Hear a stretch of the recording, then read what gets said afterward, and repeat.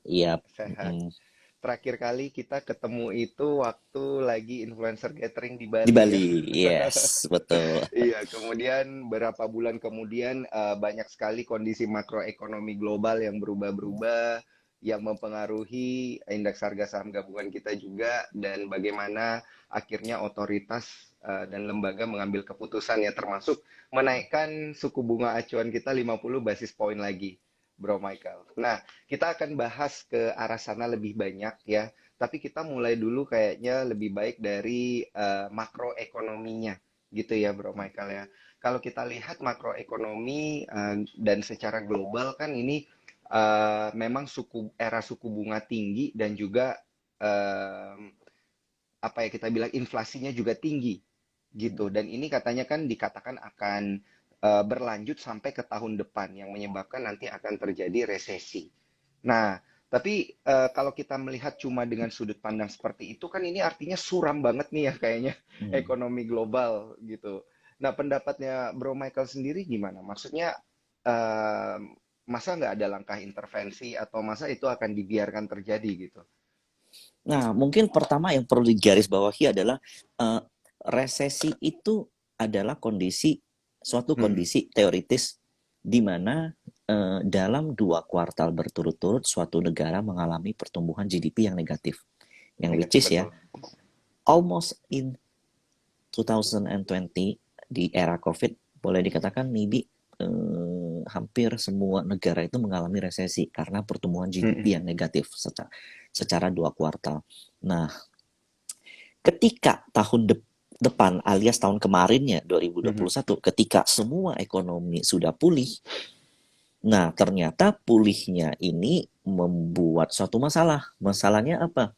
Jadi masalahnya adalah ternyata pulihnya ekonomi ini tidak diiringi dengan jumlah pasokan supply yang tersedia terhadap demand. Nah, jadi kalau hmm, dibandingkan dengan demand yang ada saat ini, supply yang ada tuh sangat sedikit. Enggak sebanding. Dan itu hmm, diperparah dengan supply chain yang terganggu, mulai dari harga oil yang terganggu, kemudian harga gas yang terganggu, kemudian berlanjut ke harga coal. Jadi hampir semua yang terjadi itu adalah krisis supply chain atau krisis komoditas. Nah, hmm, di 2020 krisis kita itu kan krisis kesehatan. Di tahun 2008 krisis kemarin, krisis moneter juga itu karena subprime mortgage yang ada di US.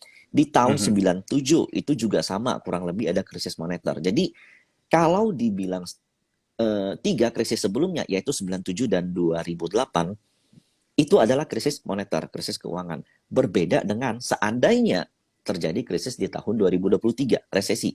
Nah, iya.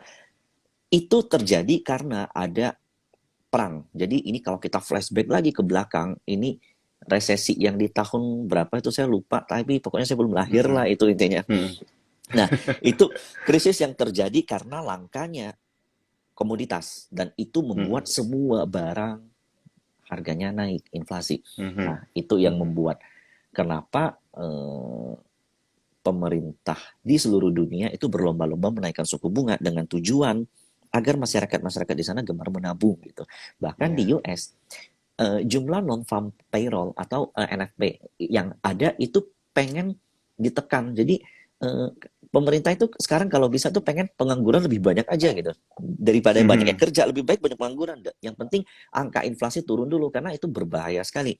Berbahaya hmm, kenapa? Karena jika inflasi ini terus meningkat, sementara itu enggak terjadi dengan peningkatan demand, maka suatu saat akan tercipta yang namanya stagflasi, yaitu harga hmm, barang mahal tapi enggak disertai dengan daya beli, dan itu kan berbahaya. Sebenarnya kan begini, kalau tempat tinggal kita ngekos deh contoh, harga iya, kos kita naik 20%, tapi kalau gaji kita naik 50%, that's fine dong, nggak ada masalah dong. iya. Nah, tapi kalau harga harga kos kita naik 20%, pendapatan kita makin menurun, nah itulah yang berbahaya dan itulah yang ditakutkan di tahun 2023. Cuman, Hmm, apakah Indonesia akan resesi? Bahkan menurut Bloomberg, potensi hmm, kita mengalami resesi itu hanya 3%, which is itu very, very less. Very, very kecil hmm. kemungkinan kalau kita akan terkena juga resesi. Nah, cuman dampak dari resesinya apa? Nah, ini yang perlu kita perhatikan nanti ke depan. Mhm. Oke, oke, oke. Ini kalau kita perhatiin makroekonominya kan seru ya, kayak kebijakannya itu ketika biasa kan kalau suku bunga dinaikin mereka itu ngerem untuk Hmm, printing money-nya gitu ya. hmm, Tapi ini hmm, suku bunga dinaikin mereka tetap printing money gitu. Jadi kan hmm, eh, agak gimana ya, Bro hmm, Mike ya, agak kontrarian dengan apa yang udah pernah terjadi sebelumnya gitu. hmm, Nah, kalau ini tetap terjadi di Indonesia juga begitu ya, suku bunga dinaikin, kemudian pemerintah tetap eh, misalnya kayak ngeprint duit juga gitu. Berarti kan em, gimana ya? Akan ngaruh nggak sih gitu ke apa namanya pertumbuhan ekonomi nantinya dan juga ke hmm. IHSG kita jadinya nggak bagus gitu gara-gara ini. Jadi orang nggak gitu percaya gitu dengan mata uang kita gitu. Hmm. Sebenarnya yang printing money itu Mm-mm, yang terjadi di UK, Bro Daniel. Jadi kan mm-mm. Oh, permasalahannya oke, begini, oke, oke. itu hanya only terjadi di UK, tapi nggak di negara lain. Mm-mm. Nah, sementara kalau di Oh, US itu justru yang terjadi itu QT, bukan QE lagi, mm-mm. gitu. Nah, Hmm, kalau di UK itu terjadi karena agak agak sistematik gitu, agak kompleks. Kenapa? Karena mm-mm. kita kan punya Dapen ya. Nah, Iya. Dapen ini kan dana ini kan pasti dikelola di pasar modal dong. Nah, kalau di Mm-mm. UK dana Dapen, dana pensiun milik-milik warga yang ada di UK itu dikelola di UK di bonds Mm-mm. yang tenornya 30 tahun. Nah, Iya, oke. kemudian tenor ini direpokan, dijaminkan untuk dapat dana, dananya diapakan? Diputar lagi ke bonds yang tenornya lebih pendek. Nah, Mhm. ketika bonds UK yang 30 tahun ini harganya semakin turun, yang ini kan jadi permasalahan nih. Mampu nggak dia ngebayar bunga yang ada di sini gitu. Nah, Iya, mau betul. nggak mau UK mengeluarkan kebijakan melakukan QE. Jadi di saat inflasi Mhm. Inggris ya menyentuh angka 10% itu tinggi banget. Kalau nggak salah, salah satu yang tertinggi sepanjang Mhm. 30 tahun di UK. Itu mereka malah printing money untuk ngebeli bonds, nyelamatin bonds. Ini kan perbuatan yang boleh Iya, dikatakan iya, iya, iya, iya, iya, iya, iya. blunder atau apa saya nggak tahu. Tapi yang pasti saat ini Kwarteng ya Heeh. salah satu pejabat keuangan yang ada di UK itu udah dipecat, resign. Hmm. Nah, kemudian ada sempat pengganti baru dari pejabat yang lain, ini juga baru hot tadi pagi, kemarin baru menjabat 40 hari, dia juga resign. Jadi ekonomi yang ada di UK Oh, saat ini tuh jauh lebih iya, iya, iya, complicated iya, iya. dibanding dengan yang ada di US. Nah, mereka tuh Betul, saya udah juga baca tuh. di saat Heeh. mereka harus QT, mereka juga QE. Jadi ya ini benar-benar complicated gitu. Iya, iya, iya, iya, iya, benar-benar. Kalau nggak salah Prime Ministernya Inggris tuh Ya. yang Hmm, mengundurkan diri ya, 45 hmm, hari doang menjabatnya. Oke, hmm. kalau di luar itu sepertinya gonjang-ganjing kayak gitu kan di Indonesia katanya masih eh, apa namanya bukan CAD lagi ya, tapi udah CAS karena udah surplus gitu. Nah, ini berarti masih bisa menjadi penopang ya untuk market kita gitu ya, Hmm, eh of Bro course. Mike. Nah, Gimana ya. tanggapannya? Nah, ini Mm-mm, aja baru baru baru aja Sri Mulyani mengeluarkan kalau APBN kita itu ternyata surplus. Jadi pendapatan kita dengan mm-mm, biaya kita itu masih surplus meskipun di September turun sedikit di Agustus. Kalau nggak salah 80 triliun surplus. Tapi mm-mm. ini selama sekitar berapa ya? 6 bulan berturut-turut itu kita APBN kita surplus. Jadi sebenarnya ekonomi kita kalau dibilang resesi itu masih jaka per outlook pertumbuhan jadi diturunkan itu yang bisa dikatakan yes. Tapi apakah kita akan Mm-mm, mengalami resesi? Jawabannya sama sekali tidak. Bahkan konsensus Bloomberg pun mengatakan hanya 3% kemungkinan terjadi resesi. Cuman mm-mm, permasalahannya kan jika negara-negara luar terjadi resesi, contohnya di UK, di US, kemudian di China, maka apakah permintaan mereka terhadap mhm. komoditas kita masih akan sebesar tahun ini? Jawabannya kan pasti tidak, pasti akan menurun. Iya, Nah, itulah yang iya, bisa iya. membuat pendapatan kita juga menurun. Jadi, salah satu langkah yang Mm-mm, harus dilakukan pemerintah adalah pemerintah tuh harus mencari negara lain. Kita tuh nggak bisa lagi berharap sama China ataupun US.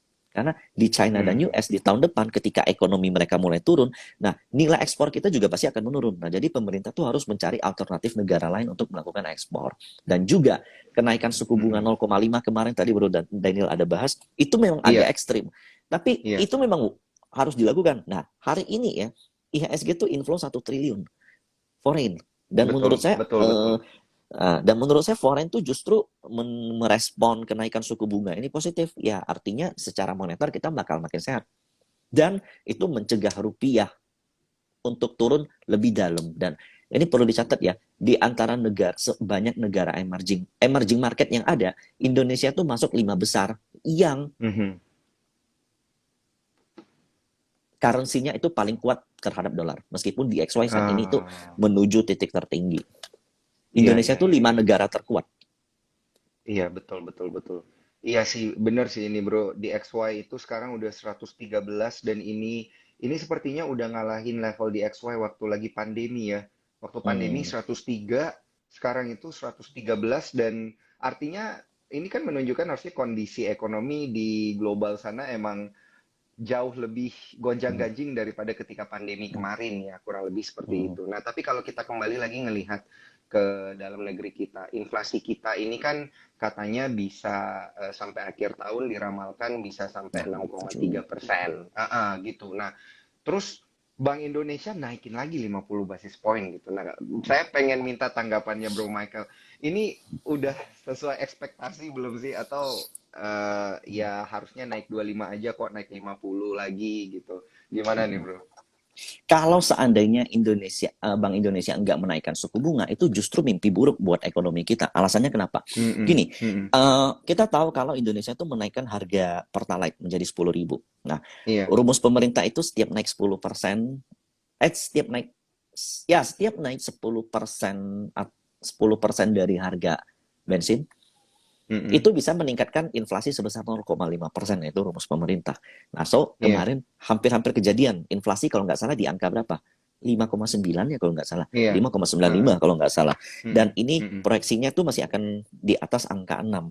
Nah, mhm. pertanyaannya, ketika bensin naik, inflasi naik, artinya kan ada yang di artinya kan ada yang harus direm gitu. Karena Iya, kalau iya. seandainya belanja masyarakat tetap tinggi dengan adanya kenaikan harga kenaikan harga bensin, nah ini bisa membuat uang yang berputar tuh semakin semakin kuat dan bisa meningkatkan inflasi yang semakin tinggi. Mm-mm, Nah, itulah mhm. alasan kenapa Bank Indonesia wajib menaikkan suku bunga. Nah, jadi menurut saya ya, Hmm. kalau kita hanya berkaca dari suku bunga yang ada di luar, kemarin sampai bulan 4, bulan April atau bulan Mei, sebelum Agustus bahkan, Bank Indonesia sekali nggak menaikkan suku bunga. Tetap di level 3, alasannya kenapa? Iya, betul, betul. Ternyata Bank Indonesia itu Bank Indonesia menganggap inflasi yang ada di luar itu enggak kena pengaruh ke kita dan itu terbukti inflasi kita nggak kemana-mana. Tapi dengan Mhm, kenaikan harga bensin karena kita kan mensubsidi harga bensin besar, nah mhm. itu juga membebani APBN. Jadi ketika pemerintah memutuskan, oke kita nggak usah subsidi APBN lagi, harga bensin dinaikin, tapi ada satu hal yang harus dilakukan yaitu adalah menaikkan suku bunga dengan tujuan apa? Mhm, Masyarakat gemar menabung gitu. Jadi dengan masyarakat gemar menabung maka inflasi bisa ditahan. Nah, jadi kenaikan mhm, 0,5 ini menurut saya sudah cukup. Nah, mhm. even kalau seandainya terlalu lebih takutnya bisa memberikan shocking ke market. Karena kenaikan suku Iya. bunga sudah jelas akan meningkatkan contoh biaya KPR tinggi.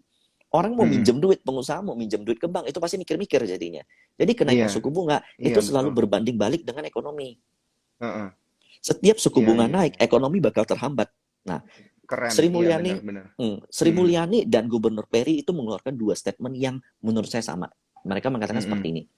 mhm, Intinya, kenaikan suku bunga itu tidak boleh menekan pertumbuhan ekonomi. Karena begini, di mhm, saat China outlook-nya adalah turun, bahkan pemerintah China itu pesimis. Kemarin itu baru mhm. ada meeting besar di China, kemudian Iya. di UK, di US, Australia, Jepang, itu semuanya menurun, Indonesia justru baru mau mulai menanjak. Kita memang Naik. terlambat. Iya, iya. Makanya 2021 kita nggak kemana-mana. Dow Jones all time Mhm, high, Nikkei all time high, Kospi all time high, Hang Seng all time high. Tapi mhm. IHSG gitu-gitu aja. Nah, tapi di tahun ini ya kita justru yang naik gitu. Nah, kalau seandainya suku Hmm. bunga juga ikut naik, ya sayang dong gitu. IPS kita pasti bakal turun.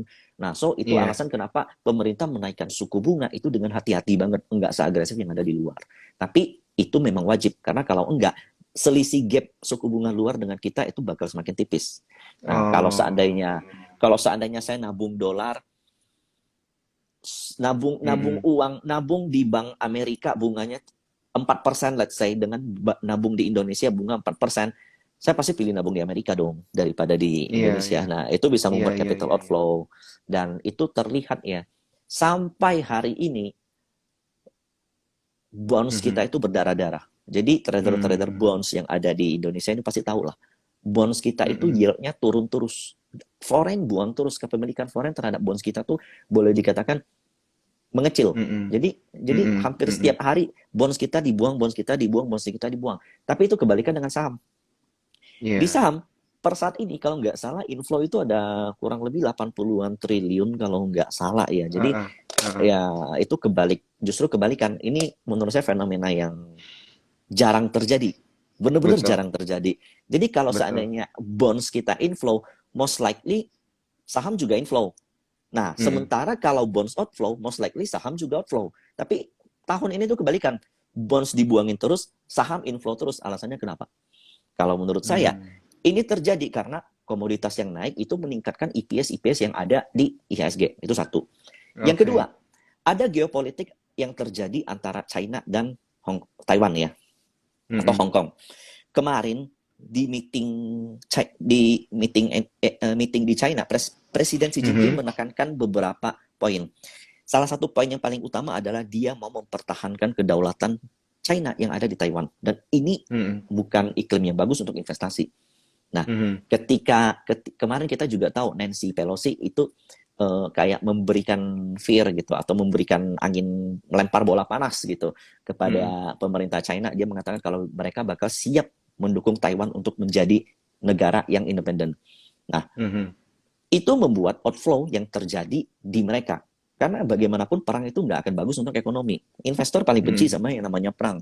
Nah, emerging Mhm. market, MSCI, MSCI rating emerging market untuk China dan Taiwan itu dikurangi. Begitu juga dengan Jepang. Apa yang Oke. terjadi kalau seandainya weighting dari China dikurangi, weighting dari Taiwan dikurangi? Hmm. Porsi fund foreign Heeh. Heeh. bakal pindah dari negara itu. Oh, Indonesia punya potensi berarti Dan untuk. Indonesia punya potensi untuk dinaikkan. Dan itu terlihat dari kemarin, Oh, ya, oke, oke, oke. di mana ketika Wisdom Tree Index rebalancing, Mm-mm. asing inflow. Dan hari ini juga Mhm. ada sisa-sisa inflownya 1 triliun. Itu baru Mhm. Wisdom Tree, belum FTSE dan MSCI.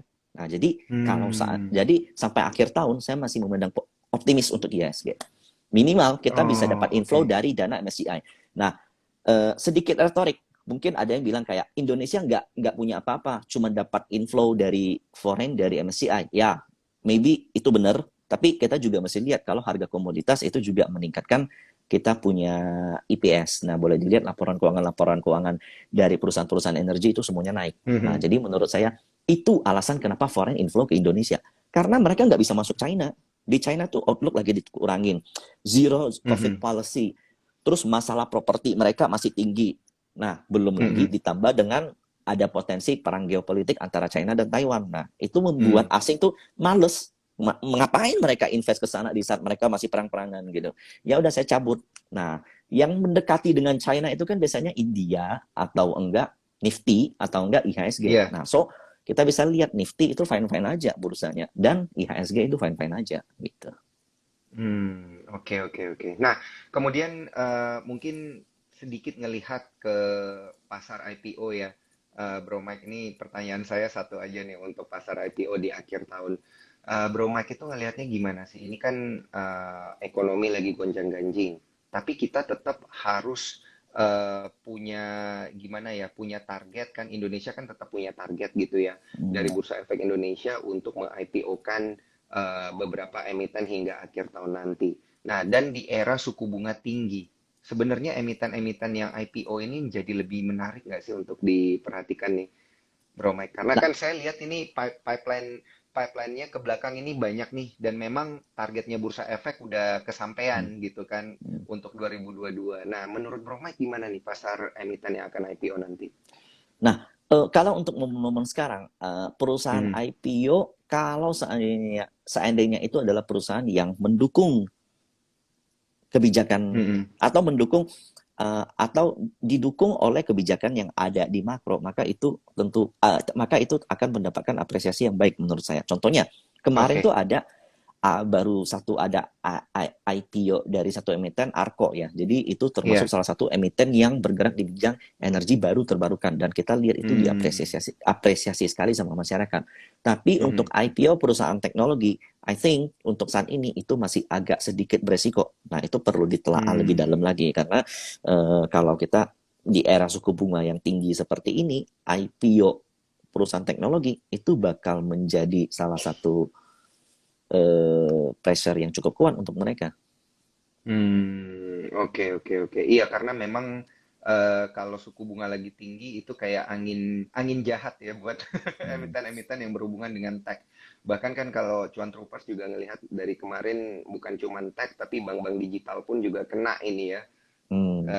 dampaknya kurang lebih seperti itu. Dan pokoknya kalau suku bunga tinggi berarti perusahaan yang utangnya gede itu makin sengsara gitu ya berarti ya, Bro Mike. Betul, betul, Oke, oke, betul oke. sekali. Hmm. Nah, sebelum kita melanjutkan diskusi malam hari ini, Bro Mike, semakin ke belakang selalu semakin hot ini obrolannya kalau sama Bro Mike. Saya pengen ingetin untuk para cuan troopers yang ingin bertanya, pertanyaannya masukin aja ke kolom question and answer karena ini kolom komentarnya rame banget. Pokoknya tiap kali ngobrol sama Bro Mike pasti komentarnya rame banget ya dan lucu-lucu semua. Tapi kalau yang ingin bertanya serius, masukin ke kolom question and answer ya. Nanti pertanyaan yang beruntung akan langsung dijawab oleh Bro Mike.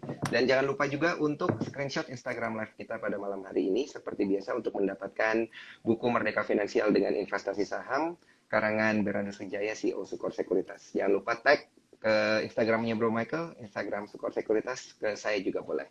Oke, Bro Mike, saya pengen lanjut tanya untuk IPO tadi udah kejawab ya. Berarti kalau memang dia IPO-nya itu misalnya yang berhubungan dengan tambang gitu ya, Hmm. ini pasti akan di-appreciate ya berarti ya, karena kan kayaknya ini masih tahunnya tambang deh, gitu ya.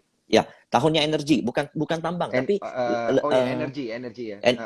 lebih ke bagaimana ini punya emiten ini yang bergerak di bidang energi baru terbarukan, alias yang ramah lingkungan lah ke Mm-mm, depan gitu. Karena mm-mm, mm-mm. isu global yang akan terjadi nanti ke depan adalah karena ini kan kita lagi momen-momen transisi dari energi fosil ke energi yang ramah lingkungan. Nah, Mhm, jadi kayak EV itu masih too far away untuk dikatakan menjadi global global consumption. mhm, Jadi itu masih banyak isu-isu yang harus diberesin. Bahkan Elon Musk, heeh, salah satu penggiat EV, dia mengatakan kalau eh, transisi untuk menuju EV itu memang masih panjang. Kita masih memerlukan energi fosil. Nah, cuman mhm, kalau seandainya ada emiten yang melakukan IPO dan itu mengarah ke energi baru terbarukan, itu akan mhm. menjadi menurut saya akan jadi salah satu game changer di tahun depan. Nah, kita lihat ya, di November nanti Jokowi juga akan menekan perpres mengenai carbon trading. Carbon trading itu Iya, apa? Jadi eh, perusahaan-perusahaan yang memberikan polusi besar ke lingkungan, contohnya seperti Chevron, seperti mhm, Petronas, contohnya Shell, itu kan perusahaan-perusahaan yang mhm. menghasilkan karbon yang besar. Itu mereka Iya, bakal dihitung jumlah karbonnya. Mereka akan dikenakan pajak. Nah, pajak ini bakal disubsidi ke perusahaan-perusahaan yang memiliki hutan. Nah, hmm, Indonesia itu hutannya banyak. Nah, jadi nanti oke, ketika perpres ini ditekan, perusahaan-perusahaan yang memelihara hutan itu bakal dapat jackpot. Itu bakal dapat uang mhm, gratis dan uang ini tuh bakal dimasukin ke bursa. Nah, jadi hmm, bakal ada bursa yang namanya carbon trading.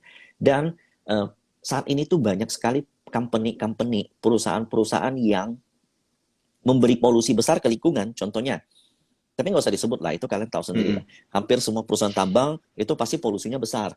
Nah, iya, mereka rata-rata sedang melakukan diversifikasi, pengen punya anak perusahaan yang mhm. usahanya itu ramah lingkungan gitu, biar mereka juga dapat carbon tradingnya gitu, biar mereka bisa mendapat jatah untuk ya hedging perusahaan mereka lah gitu. Jadi Betul, iya, kebanyakan kebanyakan company-company yang saat ini memberikan dampak buruk untuk lingkungan, yang karbon polusinya gede, itu mereka mhm, bakal melakukan shifting mhm. ke usaha yang lebih ramah lingkungan. Baik itu merupakan IPO ataupun berupa backdoor listing, berupa tender offer, kalian bakal temukan itu di tahun depan. Dan itu udah ada tanda-tandanya di tahun ini. Oke, oke, oke, oke. Arahnya, kalau arahnya memang ke sana, berarti ini ya, make sense nih. Berarti yang disebutin sama Bro Mike barusan ya, karena arahnya memang ke apa namanya adanya carbon trading gitu ya. Yes.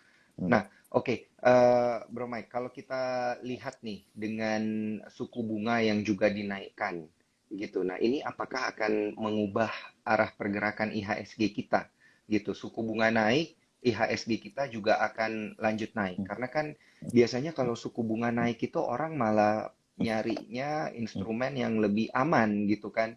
Tapi ini kok suku bunga naik, IHSG juga naik, gitu. Nah, ini apa yang terjadi sebenarnya? Nah, suku bunga naik itu sebenarnya udah ditunggu-tunggu sama foreign kalau menurutku. Jadi Oke. selisih bunga antara kita dengan the Fed itu udah semakin menipis. Kalau kita enggak naikin Mm-mm. suku bunga, ya suatu saat rupiah Mhm. cadangan devisa kita mampu nggak menahan outflow yang ada Mhm. gitu. Ini rupiah masih naik lagi kalau nggak salah 15.500. Itu Mhm. menurut saya Bank Indonesia udah berdarah-darah melakukan intervensi terhadap outflow dari bonds. Karena kalau bonds Mhm. kita dijual terus, itu artinya rupiah kita bakal semakin melemah. Nah, Iya. untungnya APBN kita surplus, cadangan devisa kita oke. Jadi pemerintah bisa melakukan intervensi itu. Kalau Hmm. seandainya harga komoditas drop, harga coal drop, harga oil drop, harga CPO drop, harga nikel drop, mampukah pendapatan APBN pemerintah untuk melakukan intervensi terhadap outflow yang terjadi di bonds? Kalau itu enggak mampu, salah satu senjata adalah menaikkan suku bunga. Tapi Mhm. seperti yang Sri Mulyani dan Pak Peri pernah bilang, suku bunga yang naik itu tidak akan terjadi dengan agresif. I mean 0,5 udah cukup oke lah. Kalau seandainya sampai 0,75 atau 1 naik, nah itu bakal membebankan growth daripada ekonomi. Jadi ya memang Hmm. kalau kenaikan 0,5 memang sudah sesuai dengan ekspektasi. Kalau bahasa marketnya itu price in gitu. Oh, oke, oke, oke. Jadi melanjutkan pertanyaan yang sebelumnya, kalau memang market kita udah price in di level segini, bisa nggak kalau secara teknikal kita ngelihat level 7.000 itu bisa jadi support? Karena kan tadi ada inflow, gitu kan, didukung sama info kenaikan yang didukung dengan volume kan katanya biasanya bertahan, gitu kan. Kalau Bro Mike tanggapannya gimana nih? Kalau menurutku 7.000 uh, 7.000 jebol ke bawah. Masih masih bisa jebol ke bawah justru ya.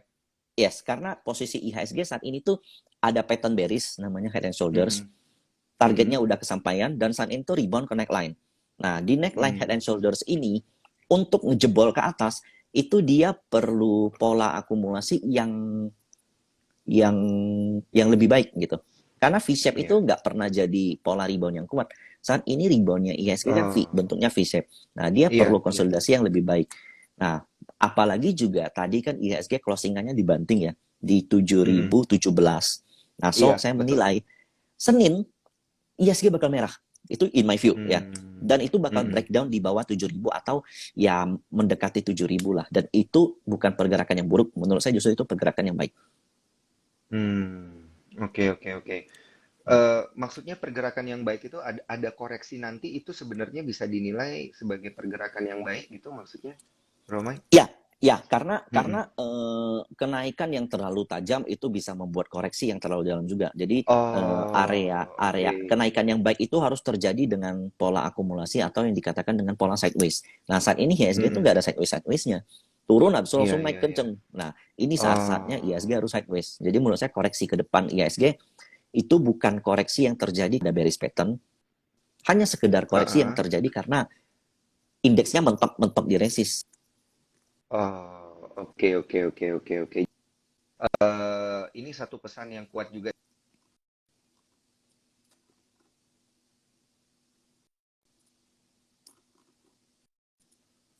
kita sampai dia menemukan base ya, dan ketika ada pola sideways Ya. berarti di sanalah akan dikonfirmasi gitu ya.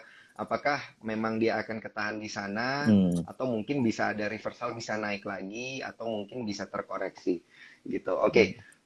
Jadi kalau kalau kita lihat dengan pola yang seperti ini dan juga volume yang seperti ini nih, Bro Mike, ini kan pergerakan hari ini juga moversnya itu banyak banget nih didorong sama emiten-emiten ya Ya, ya. kalau bisa kita bilang Emiten-emiten bagus ini gitu. memang Iya, Hmm. emiten yang bagus loh. Ini ada BBCA ya. Kalau saya lihatnya dari sisi turnover ya, Bro Mike. BBCA, BMRI, BBRI, Mandiri. tapi yang Hmm. dan yang nomor 4 ini yang agak lucu ada Bumi.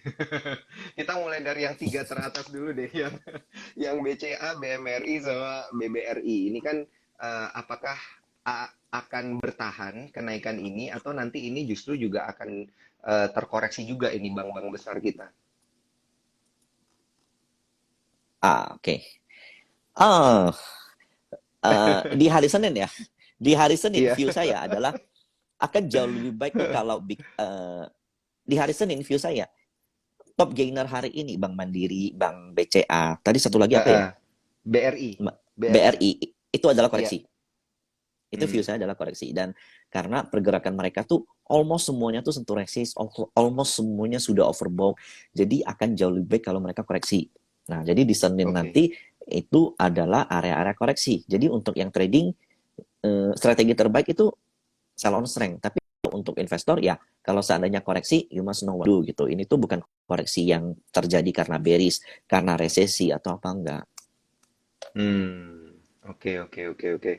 Oke, jadi wajar ya kalau memang karena memang sih ini BMRI hari ini naik 4,55%. Ini jarang banget nih BMRI kayak gini dan Hmm. nggak tahu deh ini kayaknya all time high ya. Saya cuma bisa lihat Udah satu dua time frame hari 5 tahun. Udah all dua time high, hari ya. iya, All time iya. Udah 10.350. Saya hari rasa naik cuan begitu. troopers bener, bener. Saya rasa cuan troopers juga nggak Hmm. nyangka ini ya, Bro Mike ya, gila BMRI bisa kayak Hmm. gini. Sedangkan kalau kita lihat peersnya BBCA gimana nih? BBCA juga all time high-nya kan 8750. Ini ada di 8650. Jadi wajar ya kalau Kalau orang kita itu pada take profit. hmm, kalau kita bicara target dari Bank Mandiri sendiri ya, itu dia punya target Mm-mm. ke 12.000. Mandiri ya. Bank Mandiri Oke, punya target ke berarti 12.000. wow, berarti masih ada 10%-an ini yang bisa terjadi. Ya. 10-15% kalau mau ke dua Hmm. belas ribu nih Hmm. untuk Bank Mandiri. Sementara kalau BCA Mm-mm. itu di bentar ya, kalau BCA itu targetnya ada di 9.500. 9.500. Wah, itu all time high juga dong, Bro Mike. Hmm. All time high. Saat ini aja udah all All time time high dia. high. Iya, iya. Hmm. Untuk tapi kan kalau kalau apa namanya kalau kita lihat dari sisi risk and reward ini juga masih menarik lah ya, Bro Mike ya. Kalau dia Masih memang menarik ya. targetnya masih ada 10%-an, ini risknya itu apakah bisa kayak BCA, bisakah dia jebol lagi gitu di bawah 8.300 misalnya. Hmm. Kalau BMRI B, bisakah hmm. dia jebol lagi ke bawah itu? Hmm. BCA menurut saya Mm-mm. mentok-mentok koreksi itu 8.300, 8.200 itu Hmm. mentok-mentok areal koreksi BBCA. Jadi risk Oh. rewardnya masih oke. Sementara kalau Bank Heeh. Mandiri mentok-mentok koreksinya yaitu di 9.500. Jadi risk rewardnya masih Hmm. oke. Nah, justru Senin ketika dia koreksi akan semakin baik lagi risknya. Risk rewardnya Hmm. Mm-mm. tergantung kalian bisa collect di berapa kan. Nah, BRI Iya, sendiri itu iya, iya. yang salah satu yang agak yang paling kenceng itu kan Bank BCA sama Bank Mandiri karena dia all time high Iya, terus. betul. Tahun depan anggaran pemerintah itu fokuskan untuk growing ekonomi, bukan untuk apa? Bukan untuk health lagi. Bahkan Pak Jokowi sendiri udah Oh. bilang kemungkinan kita akan mengakhiri masa pandemi. Jadi fokus APBN pemerintah salah satunya Oh, adalah sosial. Tahun ini juga sosial. oke. Nah, sosial itu apa? Jadi pemerintah itu akan meningkatkan atau membangun ekonomi rakyat yang dimulai dari UMKM. Yang itu Mm-mm. artinya nanti kebijakan-kebijakan bank yang ada di Indonesia ini itu bakal pro ke rakyat atau bakal pro ke pengusaha-pengusaha kecil. Jadi akan ada banyak Hmm. dana yang disalurkan ke masyarakat dan itu akan meningkatkan NIM, akan meningkatkan loan growth dan Iya. itu saat ini cash yang ada di bank itu juga rata-rata melimpah. Nah, so tahun Oh, depan salah satu top picks pilihan saya itu masih di big banks sama seperti tahun ini. Itu saya ingat banget oke. tahun lalu Iya. tuh saya live sama Pak Bernard. Top Heeh. picksnya apa? Saya bilang big banks. Jadi karena Dan reopening ternyata ekonomi. benar.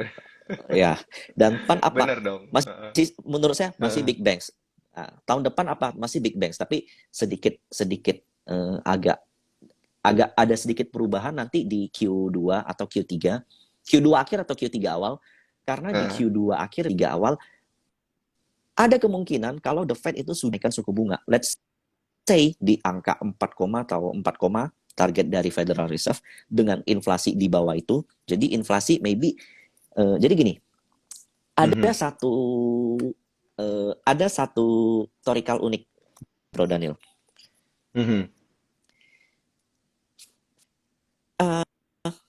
The Fed itu selalu menaikkan suku bunga sampai sampai inflasi di bawah suku bunga itu. Saat ini inflasi 8. Suku bunga berapa di US? 4 ya, 4 komaan gitu. Jadi peluangnya tuh gapnya masih jauh. Jadi The Fed itu akan selalu menaikkan suku bunga sampai di bawah. Nah, selalu seperti itu. Nah, jika itu terjadi nanti di Q2, jadi Q2 2023 akhir, let's say bunga The Fed itu udah di 4% lebih atau let's say mendekati 5, dan inflasi di bawah 5, itulah akan ada perubahan alur lagi terhadap money flow. Menurut saya saat itu ya, era-era bank digital, era-era perusahaan tech company itu bakal diburu lagi. Karena itulah saatnya The Fed bakal mulai melakukan QE lagi. Udah nggak QT lagi, dia mulai melonggarkan pengetatan moneternya. Jadi tahun depan Q1, Q2 itu masih di big banks, masih di consumer goods, tapi di Q2 akhir kalau seandainya ekonomi yang ada di US mendukung, maka itu tech play bisa main lagi. Oke. Nah, berarti mostly stock picknya Bro Mike ini bakal overweight ke banking ya di tahun depan ya, karena dari Halloween strategi Bro Bernard juga itu banyak banget kita ngomong tentang BRI dan BCA gitu. Berarti ini sama nih stock picknya nih di tahun depan ya, karena ada reopening ekonomi ya, berarti yang jadi story ya. Oke. Cuman kalau kita bicara tahun lalu tuh, kalau bicara tahun lalu tuh ada yang aku kemis. Aku nggak nyangka banget kalau call tuh bisa berjaya sampai kayak begini. Nah itu nggak kenotis banget. Dan I think ya, nggak ada yang bisa nyangka. Nggak ada yang itu juga, nggak ada yang kayak benar-benar bisa ngeprediksi kalau Putin dan Zelensky itu bakal berperang gitu dan membuat harga call kayak begini, dan itu out of my expectation itu. Dan ternyata efeknya adalah di ini ya, komoditas yang naiknya sangat signifikan begitu. Nah, oke. Berarti Bro Mike, untuk tahun depan reopening ekonomi dan menanti tahun politik 2024, sektor konstruksi itu bisa berjaya nggak untuk apa ya namanya ya, untuk tahun depan gitu? Karena kan dana pen nanti mau dibalikkan ke konstruksi gitu. Bisa nggak sih sentimen ini kemudian mendorong lagi emiten konstruksi? Karena kan cuan troopers juga pasti banyak yang nyangkut juga nih kayaknya nih, yang bertanya-tanya juga, konstruksi gimana nih, apa kabar nih? Pemerintah anggaran APBN di tahun depan adalah 7% lebih besar untuk ke konstruksi. 7%. Itu satu. Cuman permasalahannya adalah di era suku bunga yang semakin tinggi ini, kita tahu perusahaan konstruksi itu debt-nya gila-gilaan.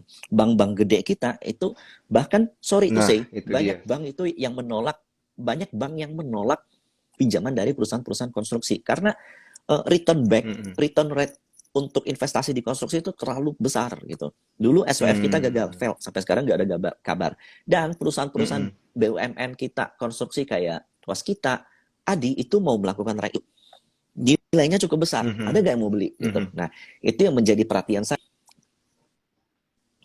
Ini sekali lagi, Bro Daniel. Kalau menurut saya, seandainya interest rate itu udah naik nggak gila-gilaan, inflasi mulai terkendali, konstruksi ini bisa jadi salah satu yang boleh kita lirik. Tapi untuk saat ini, boleh nggak buy at bottom? No.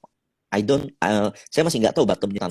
Tapi kalau makronya udah mendukung, nah itu bisa menjadi salah satu pilihan gitu. Nah, salah satu pilihan dari ini adalah di mana interest rate harus turun. Karena kalau interest rate naik, suku bunga naik, jelas ini menjadi salah satu mimpi buruk untuk sektor ini. Gitu. Jadi untuk saat ini, boleh nggak buy at bottom? No, belum. Tapi kalau seandainya interest rate udah mulai mereda, kemudian ada angin-angin positif, dari Mhm. pembangunan IKN dan segala macamnya, dah itu baru boleh Iya. kita lirik. Tapi untuk saat ini I said no. Oke, oke, oke. Untuk sekarang jangan dulu ya, kayaknya memang lebih menarik ke emiten-emiten blue chip nih berarti ya anginnya ya, Bro Mike. Ya, Salah satunya adalah bank-bank besar ya, bank-bank blue chip yang tadi udah sempat kita bahas. Nah, ini ada pertanyaan menarik nih dari Cuan Troopers kita yang udah tanya di kolom question and answer terkait dengan window dressing nih, Bro Mike. Di akhir ah, tahun, di era suku bunga tinggi, nah ini dia pertanyaannya. Dari Vini Aryani, window dressing akhir tahun menurut Ko MY gimana nih katanya? Akan terjadi nggak nih window dressing? gini. Pertama, menurut saya window dressing itu nggak ada hubungan dengan suku bunga ya. Nanti Mm-mm. MSCI itu akan melakukan rebalancing di tanggal 10 November, efektifnya tuh di 1 Desember. Mhm. Jadi nanti kalian boleh cek website MSCI.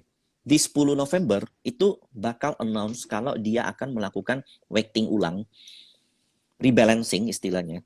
Nah, rebalancing Mhm. ini bakal efektif di 1 Desember. Jadi nanti, in my opinion, MSCI mau naikin weighting dari China, impossible. Mau naikin weighting dari Taiwan, itu juga impossible. Jepang, Mhm. apalagi, Kospi, most likely enggak. Nah, India dan Indonesia kemungkinan akan naik. Nah, Mhm. disitulah akan ada potensi terjadi window dressing selain dari foreign itu juga dari lokal. Jadi menurut saya Desember nanti kita bakal party. Moga-moga kejadian ya Daniel ya. Di Desember nanti kita bakal Amin. party menurut in my view. Jadi kita bakal dapat inflow dua. Yang pertama dari lokal, yang kedua dari foreign. Dan itu terjadi selain karena ada MSCI rebalancing, yang kedua adalah eh, di musim winter session kebutuhan Mhm. call akan semakin tinggi dan harga call juga masih stabil, let's say di atas 300, di atas 350. Nah, itu udah good banget untuk emiten-emiten call. Jadi, in my opinion, window dressing is happen. Ya, too soon to talk, tapi menurut saya 75%, Mhm. 80% akan kejadian. Menurut saya di Desember ini kita bakal a little party lah. Mhm. Ya, ini maksudnya sedikit angin segar lah ya buat kita karena kan dari kemarin berita-berita yang muncul di media itu selalu kayak sedikit-sedikit resesi gitu ya. Tahun depan suram dan lain sebagainya. At least di Desember kita bisa menikmati eh, window dressing gitu ya. Nah, ini ada pertanyaan yang menarik juga dari cuan troopers kita. Bunga naik, saham properti baiknya gimana nih? Kalau kita bicara properti ya sebenarnya valuasi, kalau valuasi properti itu kan biasanya pakai apa? Airnav ya kalau nggak salah ya. Nah, Mhm. boleh dikatakan properti yang ada di Indonesia itu saat ini itu rata-rata boleh dikatakan murah. Nah, Mhm. cuman permasalahannya daya beli masyarakat itu saat ini tuh semakin rendah. Nah, itu jadi pertimbangan untuk saya melihat kalau dikatakan untuk investasi is yes, but mendapatkan gain dalam waktu midterm itu enggak. Kalau Mhm. dikatakan bottoming, menurut saya yes, area-area sekarang itu udah cukup bottoming untuk properti. Tapi Oke, untuk oke, apakah oke. dia akan jalan, apakah dia akan mendapatkan inflow, I think enggak dalam waktu dekat gitu. Oke, oke, oke, oke. Berarti masih anginnya masih kurang nih ya, angin cuannya masih kurang nih buat emiten-emiten properti. Mm-hmm. Oke, oke. Nah, jadi untuk sektor yang paling menarik di era suku bunga tinggi ini gitu ya, hingga akhir kuartal 4 2022 selain perbankan tadi ada di sektor yang mana, Bro Mike?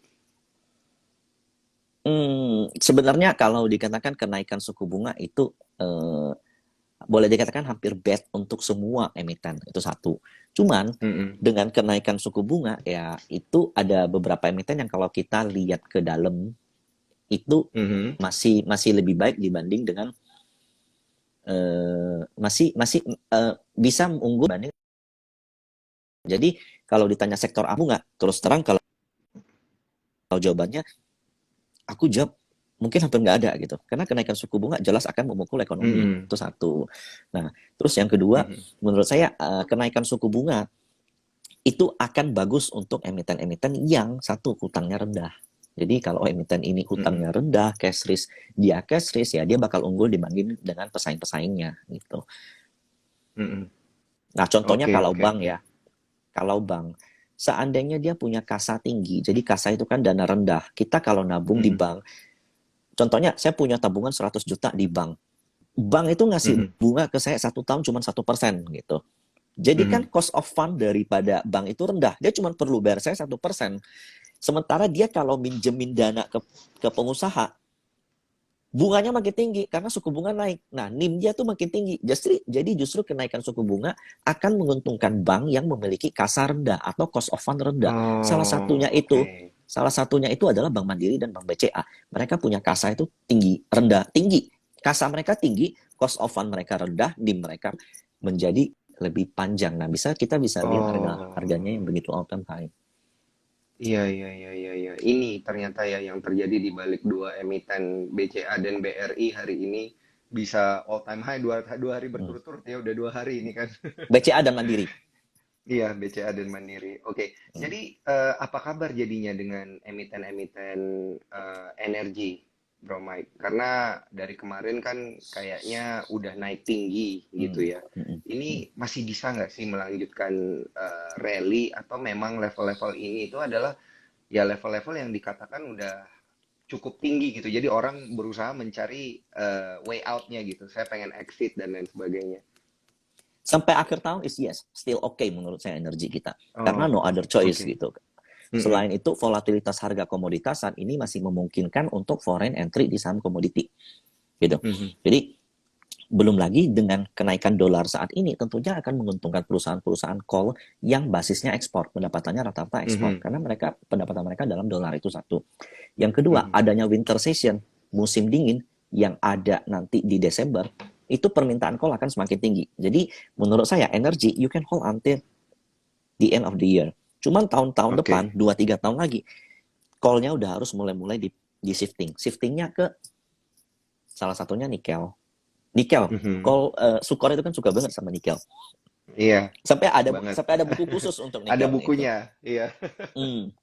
betul. Nikel itu nikel itu nanti ke depan itu bakal jadi another call kalau menurut saya. Karena Mhm. begitu transisi dari energi fosil ke energi terbarukan terjadi, maka komoditas-komoditas seperti nikel, timah, nah itu bakal menjadi primadona, tapi not so soon, enggak saat ini. Mungkin I can say maybe 2 atau Mhm. 3 tahun ke depan. Jadi kalau kalian mau invest, kok saham apa yang untuk simpan 2-3 tahun ke depan, I can say all the nickel stocks. Iya, iya, iya, iya, iya, iya. Nickel stocks ya, berarti untuk Hmm. sisa 5 menit terakhir Tes. dan karena tersisa Ya. 5 menit terakhir ini nggak berasa ngobrol sama Bro Mike, saya langsung to the point aja nanyanya. Stock picknya Bro Mike nih untuk sisa 2022 itu ada di mana nih? Tiga aja mungkin atau dua juga nggak apa-apa nih. Oke, okay. Maybe I said satu MDC, Heeh. Medco ya berarti ya. Medco ES, BDMN, Heeh. Bank Danamon, heeh. ya Bank Danamon. Dan Hmm, sebentar ya, iya, nyontek iya. dulu sebentar. Itu tuh ada yang bilang bumi. Nah, oke deh, Bumi, Oke. betul. Bumi. Oh iya, Yes, berarti Medco, BDMN dan Bumi, tiga ini, yes. Bro Mike. Janganlah, mending Mayoral aja lah, MYOR aja deh. Mayora. Oke, oke, oke. Terlalu sensitif kalau Bumi. Oh iya, iya, but, oke. but but I like Boleh it mungkin. Bumi. Heeh. Aku masih suka Bumi. Iya, iya, iya, iya, iya. Nah, ini fundamental view-nya gimana? Atau mungkin ada story kan? Gimana pun kita semua seneng lah ya kalau ngelihat emiten itu ada story-nya, kemudian Hmm. dia naik gitu ya. Nah, kalau dari Medco Hmm. dan juga BDMN dan juga Mayora itu ada apa sebenarnya? Nah, kalau BDMN sendiri, BDMN, nah itu berkaitan dengan apa yang dilakukan oleh emiten. Jadi kita tahu kalau pemilik dari BDMN itu kan salah satunya MUFG, Mitsubishi apa Mhm. gitu. Nah, dan Mhm. ada potensi kalau seandainya ada corporate action yang akan dilakukan oleh MUFG ke depan. Nah, kita lihat grup-grup Mhm. Panin contohnya udah dibeli semuanya dan itu ada berkaitan dengan BDMN satu. Nah, kalau Oke. MDC kenapa saya suka? Karena akuisisi dia di ConocoPhillips itu membuat Q3 laporannya itu bakal very very good, apalagi nanti di Q4. Nah, jadi MDC salah satu game changer untuk energi. Nah, kalau di Banpol yang udah kemana-mana, Medco itu belum kemana-mana. Jadi di view saya, Medco is still good. Hmm. Kemudian Mayora, kenapa? Hmm. Karena menurut saya itu healthy company, Mayora satu. Kemudian Oke. ini ke depan ada potensi kalau harga komoditi itu turun dan perusahaan-perusahaan consumer goods cost paling gedenya itu dari impor harga komoditi. Nah, jadi menurut Hmm. saya Mayora ini juga sebagai salah satu saham defensif yang kalau boleh dilihat nih, fund fact rata-rata fund Mhm. gede itu rata-rata punya Mayora. Jadi ini Iya, tuh bisa jadi salah satu stocks defensif untuk menghadapi resesi atau menghadapi penurunan komoditi. Nah, jadi kalau mau hedging, ya salah satunya ke Mayora. Gitu. bisa ke Mayora ya. Oke, oke. Hmm. Ini masih tersisa beberapa menit lagi mungkin dan banyak yang tanya tentang view-nya bumi dari sudut pandang Bro Mike nih. Boleh nggak nih, Bro? Ya, Terakhir nih, Bro. Terakhir, ya terakhir. boleh. Range-nya bumi kan saat ini kan di 180 ya atau 178 ya. Dia Iya, itu iya. 170, 150 180, Bro Mike. sampai 200. Oh, Jadi bumi itu oke. 150 sampai 200. Nah, kalau dia lewat 200 itu masih bakal jauh. Nah, yang jadi agak heboh itu kan karena kemarin tuh ada preemptive right issue.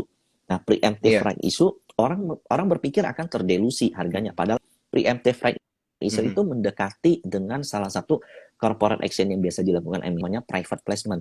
Jadi lebih ke private Mhm. placement. Yang gosipnya Mr. Salim, orang bilang handshake Mhm. Salim, salam tangan, itu masuk ke bumi dengan nilai sebesar harga emiten. Jadi kalau aku punya uang 20 triliun asetku, dibeli juga dengan harga 20 triliun. Jadi market cap-nya bakal double gitu. Nah, kita juga bisa Oh, lihat tadi Bro oke. Daniel bilang Bro Daniel coba ngelihat saham yang paling rame turnover-nya ada Bumi kan. Bumi yang keempat hari ini. Nah, jangan Mhm. kaget, tapi ini masih sekedar spekulasi saya. Jangan kaget kalau Mhm. nanti di November list yang masuk MSCI salah satunya adalah Bumi.